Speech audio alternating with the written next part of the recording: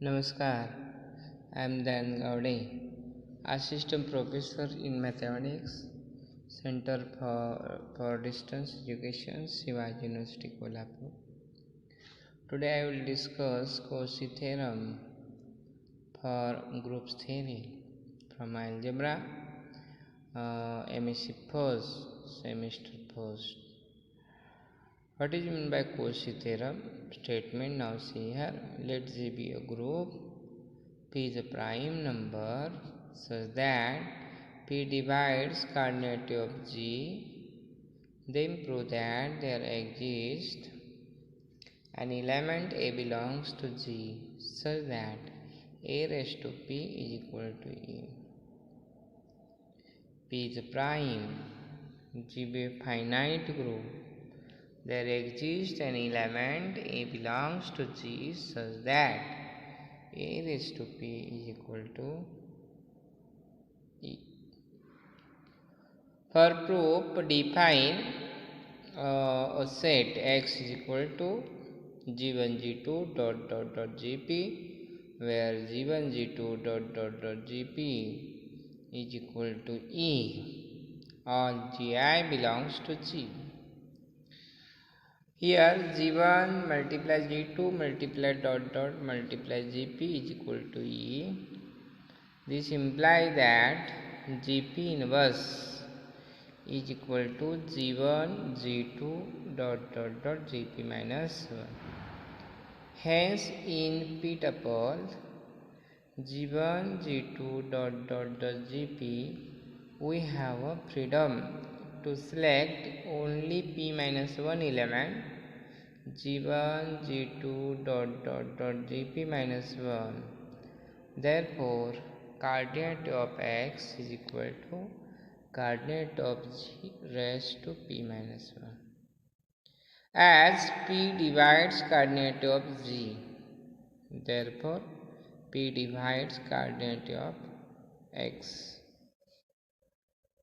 Let A belongs to SP given by sigma is equal to 1, 2, 3 dot P.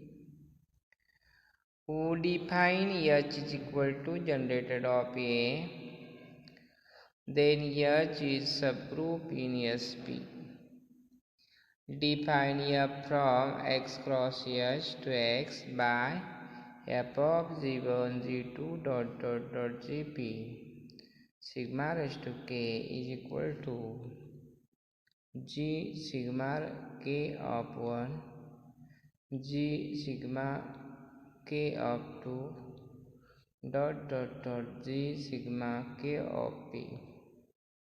Then F of G1 G2 dot Gp I is equal to Gi upon Gi of 2 dot Gi of P is equal to G1 G2 dot Gp. F of G1 G2 dot Gp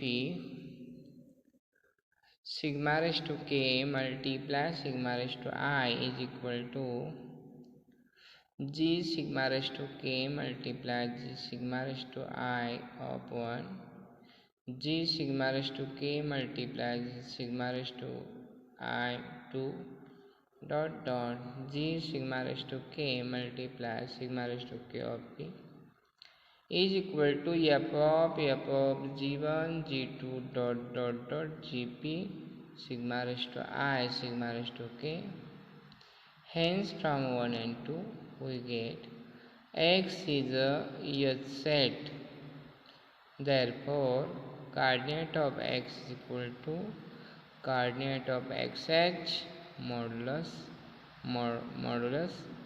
P. Since order of H is equal to P, therefore P divides coordinate of X. P divides coordinate of X minus coordinate of XH. We have P divide coordinate of XH Now xh is equal to g1 g2 gp divided such that f of g1 g2 gp sigma raised to I is equal to g1 g2 gp for all a sigma raised to I belongs to H.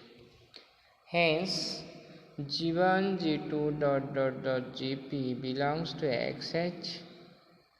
F of g1 g2 gp sigma is equal to g1 g2 gp as sigma belongs to H. G sigma of 1 g sigma of 2 g sigma of p is equal to g1 g2 gp g1 g2 g3 g1 is equal to g1 g2 gp. But then g1 is equal to g2 is equal to is equal to gp. This shows that an element of the type a belongs to xh. A raised to p is equal to e. Hence there exists a belongs to G such that A is not equal to E and A belongs to XH. But then we have an element A belongs to G. A is not equal to E such that A raised to P is equal to E. And complete the Cauchy theorem. This is a Cauchy theorem. Next theorem, there is a theorem. Let G be a group, G be a finite group, P be any prime number, and if P divides coordinate of G, then there exists a subgroup of order P in G. By Cauchy theorem, there exists A belongs to G such that A is not equal to E such that A raised to P is equal to E. Define H is equal to generator of A. Then H will be the subgroup of G of order P. Now I come towards P groups. What is meant by P groups? A group G is a P groups if every element in G has order of a power of the prime P. That is 2 raised to 1, 2 raised to 2, 2 raised to 3, 2 raised to 4, 2 raised to 5. Order P. A subgroup of a group G is a P subgroup of G if the subgroup is itself is a P group. The characterization of P group is given in the following theorem. Let G be a finite group, then the G is a P group if and only if powers of prime P, powers if and only if coordinate of G is a powers of prime P. Only part, let G be a P group. Hence, order of each element in G is a powers of P. Let Q be a prime number different from P.